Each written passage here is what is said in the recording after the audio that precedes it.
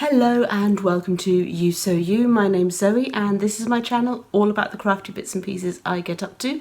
I knit, I sew, I spin on a drop spindle, I dabble in weaving from time to time, and anything else that takes my crafty fancy. Now this week we are talking about making mitts without a pattern. So grab a brew, put your feet up and let's get started.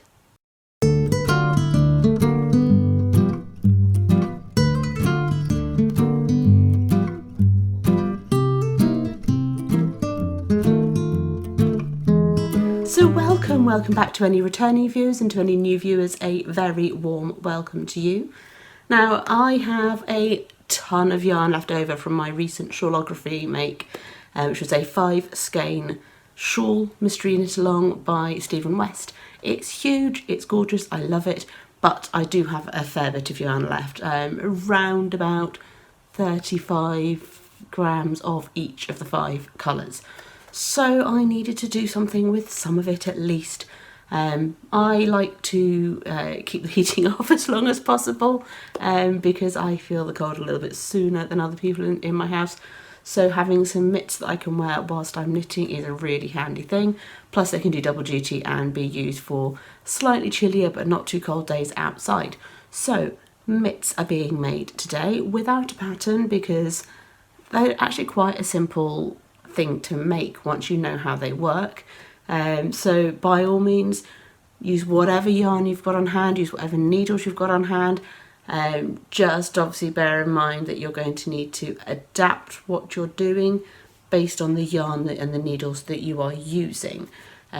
So I'm going to show you the process that I use to make a pair of mitts without a pattern. I'm using fingering yarn, so they're quite thin. If I was using DK or chunky yarn, then I would be using far fewer stitches. But yeah, follow along, jot down your numbers for the yarn and needle combination that you are using, and you'll end up with a recipe for your own fingerless mitts to use as and when you like with whatever yarn you have on hand left over from other projects, and you can coordinate your mitts with what you're wearing that way. So without any further ado, I'm going to shift the camera around and let's get going. Okay, so I've got all this leftover yarn from my Shawlography, and yeah, we're going to turn it into, or at least some of it, into some mitts. So we need to think about a couple of things. We need to think about our wrist measurement, and we need to think about our gauge, and we also need to think about how long we want our mitts to be. So I'm using the term mitts to describe fingerless gloves. Fingerless mittens, so I'm going to be stopping somewhere around the base of my fingers, far enough down to that my fingers will be left free so that I can knit whilst wearing the mitts. So it's obviously not going to use all of this yarn, but it will use some of it, and I will then have a pair of mitts that coordinate with my Shawlography shawl. I then need to decide what I'm going to do with the rest of it. So to work out what we need to cast on, because I'm not using a pattern for this, is we need to think about our wrist, and we need to think about how many stitches we're going to need. That will depend on two things. It'll depend on the size of your wrist, and it'll depend on your gauge. So how many stitches to the inch do you get with your combination of yarn and needles? Because this method will work with any size yarn, so use the yarn that you want. Now, the easiest way to work out what your gauge is if you have recently knit something in the same yarn with the same needles. I'm not going to be knitting these mittens on the same needles I knit Shawlography on because I want a tighter fabric, so I'm going down a needle size or two. I'm also going to be using stocking stitch, whereas the shawl is mostly in garter stitch, so that will change the gauge as well. So you want something that's in the same stitch pattern, the same needles, the same yarn. If you don't have anything that matches that, then technically you should be swatching. I'm not going to, because I'm going to cheat a little bit. But to be fair, the cuff, the initial stages of the mitt, it's not going to be so much knitting that I can't rip it out and start again if I do get the size wrong. So we're going with it. So I started off by thinking, right, this sweater that I'm wearing, this big red sweater by Knitting Expat, the cuffs fit me really nicely and it's in a fingering weight yarn. So I started off thinking about how many stitches were in the cuff to this sweater because the cuff fits me well. I am, however, going to go down a needle size. This was knitted on 4mm needles, which is the same as I used for the shawl, but as I mentioned, I want a slightly denser fabric. So I am going to go down a needle size, but I am also going to then increase the stitch count. If your needles are smaller, you need more stitches to make an inch. If your needles are bigger, you need fewer stitches. Same as if your yarn is thinner, you're likely going to need more stitches per inch than on a thicker weight yarn. The stitches are basically bigger if you've got bigger yarn or bigger needles than they are if you've got smaller needles or smaller yarn, thinner yarn. So I'm starting off with that as a guideline, but as I say, I have guesstimated a few additional stitches, and that's to account for going down a needle size. So I'm going to get cracking and cast on. I'm going to use, let's have a nice burgundy cuff. So I'm going to cast on a cuff. I'm going to use the alternating cable cast on to do that. I did a video for that last week to show you how to do the alternating cable cast on, so if you want more detail on how to actually do that stretchy cast on, go and see the video that I will put up in the card, which I think is up here somewhere. I'm not used to doing this on this angle. Yeah, I think it's that side. Okay, so I'm going to cast on and we'll get cracking. So I'm casting on with my smaller needles. So ribbing, you'll always do a size down from the main stocking stitch section of a knit, and that's to cinch it in a little bit more. So in my case, I'm using 3.5mm needles. Off the top of my head, I'm not sure what they are in the US sizes, so I'll pop that on the screen. And then for the main body of the mitts, I'm going to be using 3.75mm as opposed to the 4mm that I used for this sweater and for the shawl itself. Okay, so let's get casting on, and I will see you in a moment once I've cast on, and you can cast on as well at the same time if you wish, and we'll have a look at the ribbing. Okay, so I've cast on my stitches and joined in the round, and I'm now going to work some 1x1 ribbing for about 1.5 to 2 inches to sit on my wrist here. So if I also put my sleeves up a little bit there, so this is about 1 inch here of ribbing, so at least that much, possibly slightly more of ribbing for the mitts. So 1x1 ribbing, for those of you that are new to knitting, is knit 1, purl 1. So I'm working magic loop, which means I'm going to pull this needle all the way out and just work across this needle for now. Later on I'll make sure that I've got half my stitches being worked on the needle at any time, just so that the split between where I'm moving the cable around is in the same place all the time. So newer knitters, knit stitches come in from the left to right, and the yarn wraps around the back, then you pull it through and take it off the needle. Purl stitches, you bring the yarn to the front, put the needle through from right to left, wrap the yarn around and pull it through to the back. So I'll do that a couple more times. Knit, purl, knit left to right, purl right to left, and you're going to do that repeatedly all the way around until your cuff measures about 1.5 to 2 inches in length, and I will come back and catch up with you at that point. Okay, so I've got my cuff and I have switched my right hand needle tip to the larger size of needle. I've left the smaller tip on the left. That's personal preference. By all means, if you want to change both, change both. But it's the right hand needle that actually makes the size of the stitch, so that's the one that you definitely need to change. I'm also going to change colour, so I'm going to go with this Barber Pole orangey pumpkin-y colour, which is a bit of a gradienty, self-stripy type thing happening in it. And I'm going to next work about 1 inch-ish of stocking stitch. If you look at your hand, you'll be able to see where it is you need to get to. So your cuff is going to sit about here, and then from the top of the cuff we're going to go about 1 inch or so to where the palm of your hand starts to get kind of full, and then we're going to put in a gusset for the thumb. So the actual specific distance you need to knit here is going to vary very much from person to person. I generally do about 1 inch, which takes me over the heel of my hand, and then I'll put in a gusset for my thumb. So for those of you that are, as I say, newer knitters, stocking stitch is all knit stitch. So every single time you knit a stitch, you're going to go from the left to the right, as we're knitting the round, and yeah, just knit the whole way. Okay, so I'm pretty happy with where this is sitting now. I have gone ahead and changed the colour to this pumpkin-y colour, but the next step is actually to put the increases in for the thumb gusset. So I'm going to be increasing essentially up here and up here. So we'll have like a spine of stitches coming at an angle from the outside edge, so the thumb's going to pop out of the side a little bit.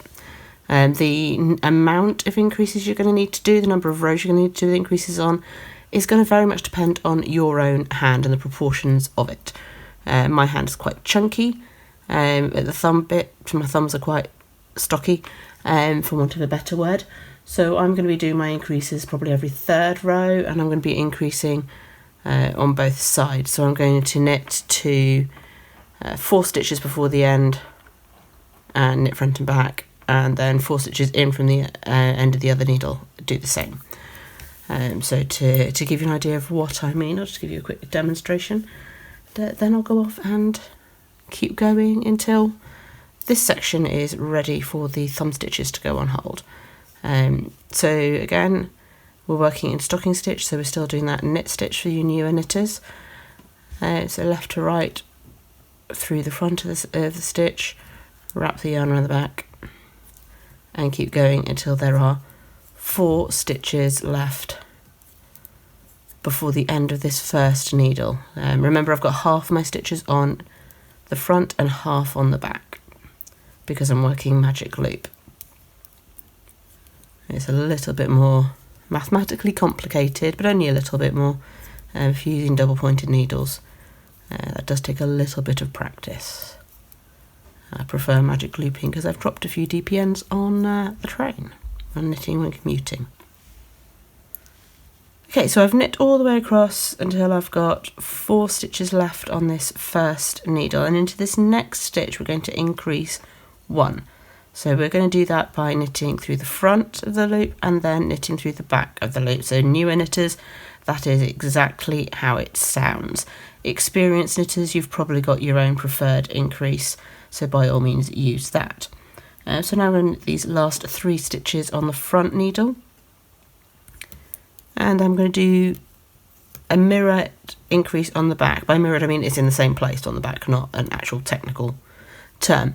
So I'm just going to flip over, pull my other needle into the stitches and get this one ready to knit with. Oh, squeaky wool. Let's just sign it fairly tightly. Okay, so we're going to knit 3 stitches. 1, 2, 3, and again we're going to knit through the front of the stitch and through the back of the stitch before we take it off the needle. So we've actually increased 1 stitch on both the front and the back. So I'm going to continue knitting to the end of the round. As I say, I'm going to repeat that every 3rd round until I have enough stitches between the increases to go around my chunky thumb. You may prefer to put stitch markers in by where you're going to do the increase, so either just before or just after. Probably easiest to do it just before the first one. That way you can see exactly which stitches are going to need to come off when we put them on hold later. I'm just going to work by where the increases are because I will be able to read my knitting. And because you're only increasing 1 stitch each time, if you've gone to 4 stitches before the next round, you're going to go to, that you're increasing, you can go to 5 stitches before the end. So yeah, it's relatively straightforward. So I'm going to continue with that and come back and show you once we're ready to separate the thumb. Okay, so I've worked all my increases. I'll just show you how that fits. It's one of the key things with doing things with that pattern actually is trying things on as you go. So I've made sure that my increases go up to the top of this part of my join between my thumb and my finger, so they connect together. So the next step is to actually put these stitches, the thumb stitches, on hold. I've got a bit of scrap thread to do that, and then we can work around the fingers.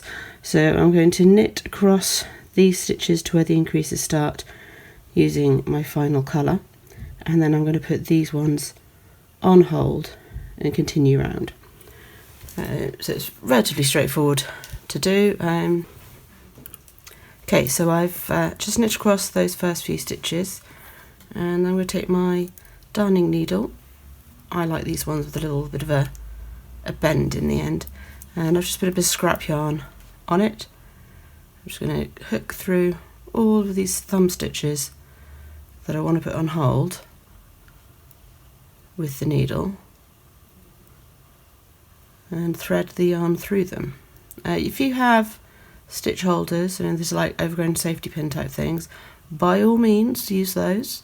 If you have a spare knitting needle, particularly like a little circular one, absolutely go ahead, use that. Just use whatever tools you've got to hand. I'm just using the thread sort of technique because that's what I've got to hand today. Somewhere I do have a little tiny circular needle, but it's not the same size tips as I'm using today, so I haven't dug that out. Okay, so that's all my stitches on hold, and I am going to continue knitting around for a few rows until I'm happy with where the stocking stitch is ending on my hand, so somewhere around there, and then I'll do a few rows of ribbing. Okay, so I've worked a few rows of stocking stitch and then a few rows of ribbing, so now we're ready to cast off the fingers. So we're going to need to use a stretchy cast off. I'm using the elastic cast off. Obviously if you have a preferred stretchy cast off, use that. So for this one I'm going to work the first two stitches. So that's knit and then purl, and then I'm going to pop them back onto the left hand needle. I found I need to put the yarn around to the back, slip them back onto the left hand needle and knit through the back loops. You'll notice I'm not taking my right needle out when I do that. So then we knit the next stitch, slip them back onto the left needle and work the two together. So the next stitch is a purl, so we purl that, take the yarn back to the back, slip back over and knit together, and we're going to do that all the way across. Once we've cast off the fingers, we're going to pick up and knit the thumb in much the same way. So we're going to do a few rows of stocking stitch, a few rows of ribbing, and then cast off.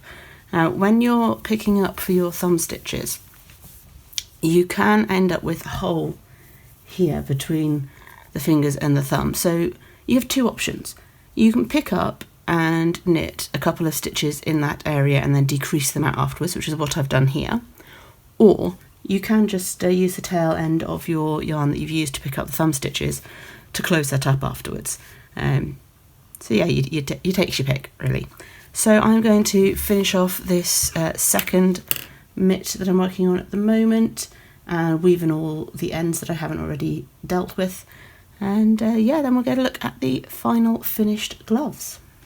Okay, so here they are. Here are the finished mitts.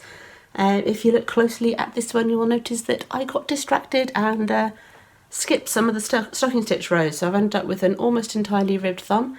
You know what? I'm not mad about it.